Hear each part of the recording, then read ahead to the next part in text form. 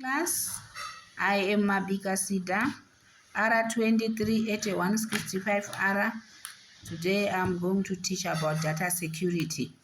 On data security, we are going to look at the risks and threats, and we are also going to deal with the threats. First of all, I'd like to define the term data security. Data security is a way of keeping data safe from accidental loss like floods, theft, fire, damage of the computer. It can also be defined as methods that are taken to prevent unauthorized access to data and to recover data if lost. So whoever who uses a computer would like to keep that data secure, data safe. So for you to be able to keep your data safe, you'll be looking at data security. Right.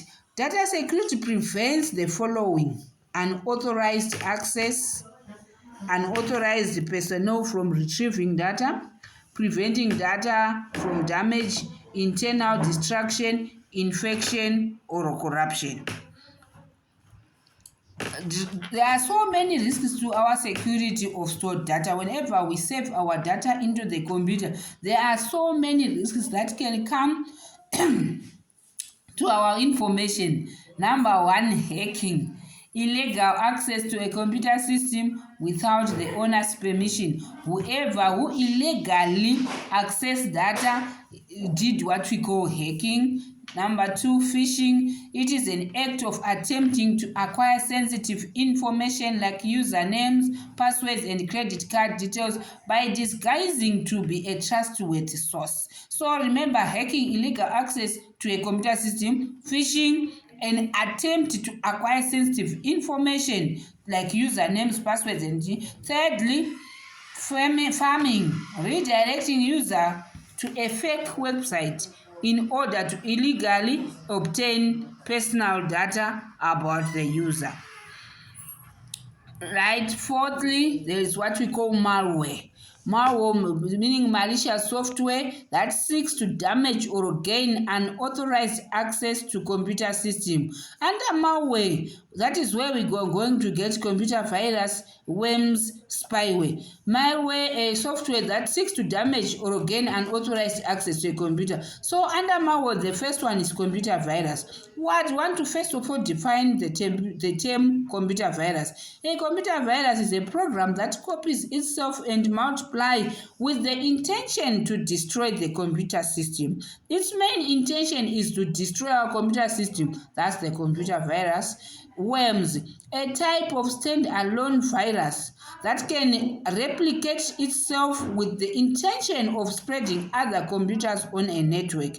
They do not need a computer, they corrupt a network. So please make sure that you don't confuse a computer virus. A computer virus destroys the computer system. A worm destroy a network. What it really like is to destroy a network. Number 7, a spyware, software that gains information by monitoring key presses on the keyboard. It monitors key presses on the keyboard.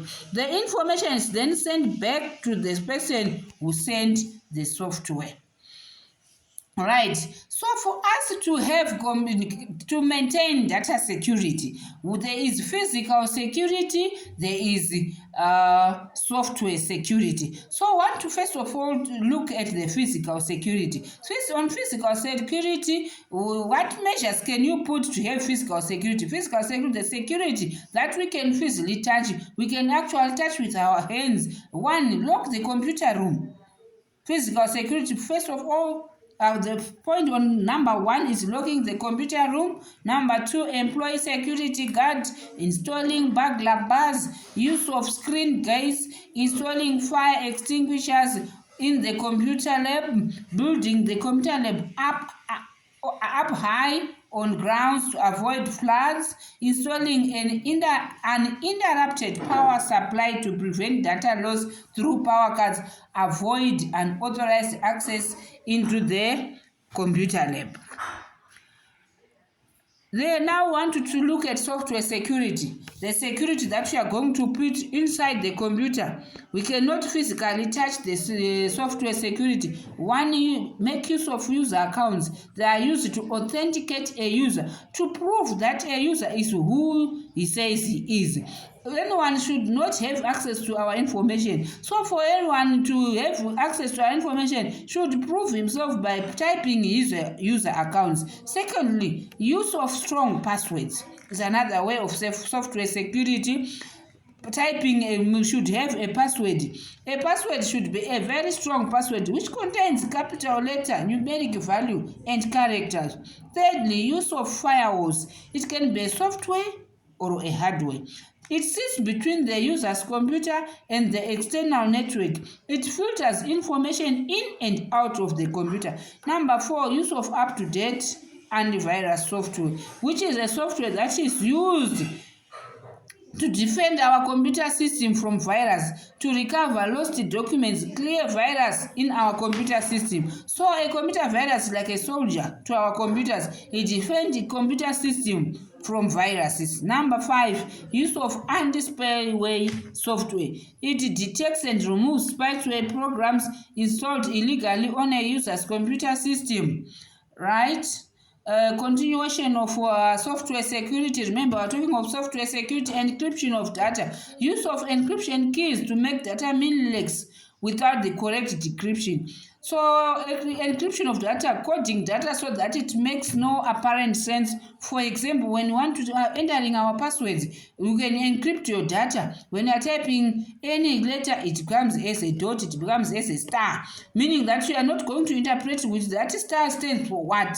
So that's encryption of data. If you want your information to get back, you are going to decrypt your data so that it makes sense. Number 7, another software security, use of biometrics, use of unique human characters to identify a user. I think you've come across a phone with the password of a fingerprint, a part of a face lock, voice recognition, retina scans. Number 8, backing up of information. To maintain data security, there is need of backing up information. I would like to first of all define the term backing up. Backing up is a way of storing data on a different storage device. You are going to put your data on a separate storage device from the main memory. You are going to save, maybe in the flashes, are going to save on a CD, and you are going to keep it on a different place, so that if you have a problem with the main storage, we are going to recover our information from those external storage devices. Number 9,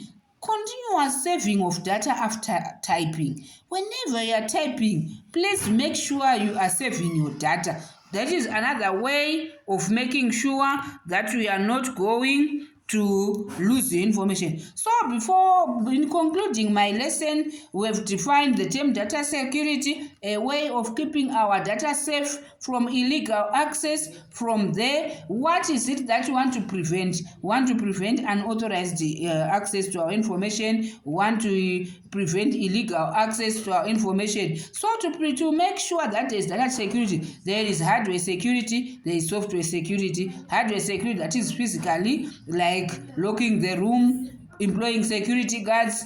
And on software security,